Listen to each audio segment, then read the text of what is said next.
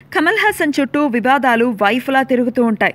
సినిమాల్లోనూ బయట ఆయనకు కాలక్షేపం ఈ వివాదాలే. తాజాగా కమల్ హాసన్ మహాభారతంపై కొన్ని అభ్యంతరకరమైన వ్యాఖ్యలు చేశాడు.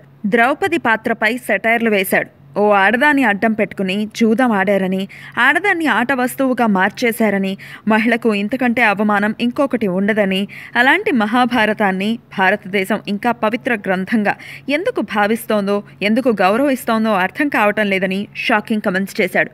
దాంతో హిందూ సంఘాలు కమల్ హాసన్పై విరుచుకుపడుతున్నాయి.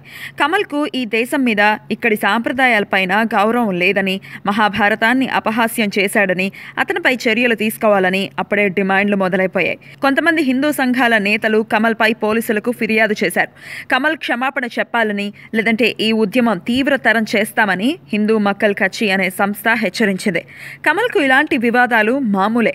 మనసులో ఉన్న భావాలని మొహమాటం లేకుండా చెప్పటం, ఏదనుకుంటే అది చేయటం కమల్కి అలవాటే. కానీ పోయి మత గ్రంథాలతో, సాంప్రదాయాలతో పెట్టుకోవటం మాత్రం కమల్ని ఇబ్బందుల్లోకి నెట్టే విషయమే.